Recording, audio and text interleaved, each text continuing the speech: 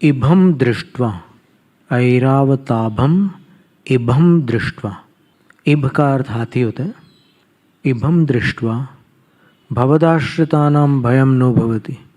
आपके आश्रितों को हाथी देख भय नहीं होता। कैसा हाथी? तो सारे विशेषण हैं।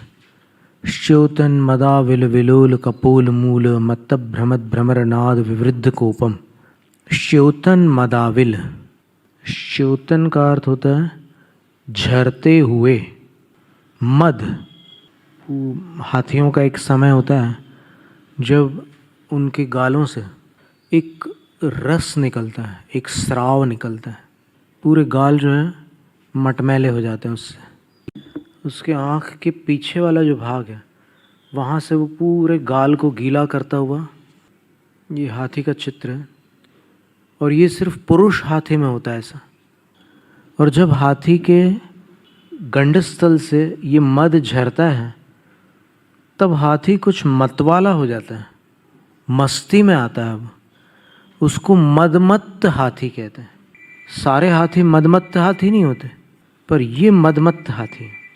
तो आचार्य मानतुंग स्वामी जो वर्णन कर रहे हैं, श्योतन मदाविल, झरते हुए मद के कारण आविल, आविल का अर्थ है मटमैले। वो गाल जो है स्वच्छ नहीं है, उस पर वो मद जल व्याप्त है। और गाल कैसे हैं उसके? विलोल है। विलोल कपोल मूल, कपोल का अर्थ गाल होता है। और कपोल का मूल भाग जो है उसकी जो जड़ है गाल की, जहाँ से गाल शुरू होता है वो, तो वो विलोल है। विलोल का अर्थ होता है कि वो ऐसे हिल रहा है।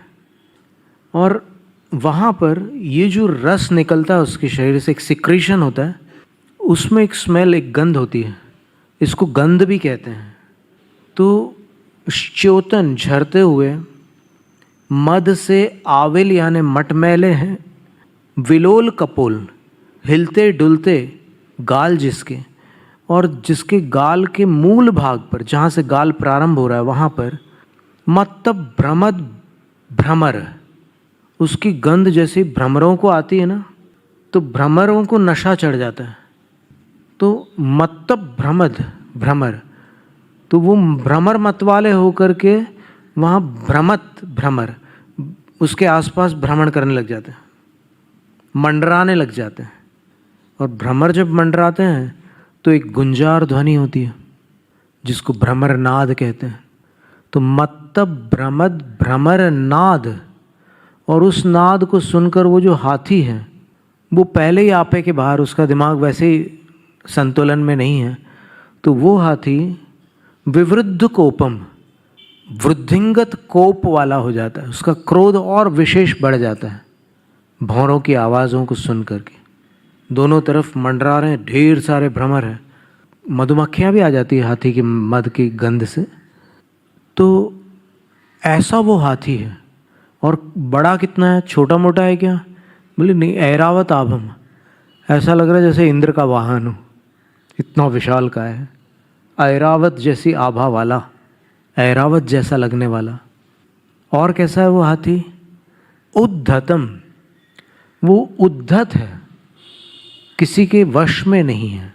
उद्धत का अर्थ होता है अनियंत्रित, आपे से बाहर, जो किसी के काबू में ना आए, ऐसा वो हाथी है। और कैसा है? तो आपतंतम, अपनी तरफ चला आ रहा है।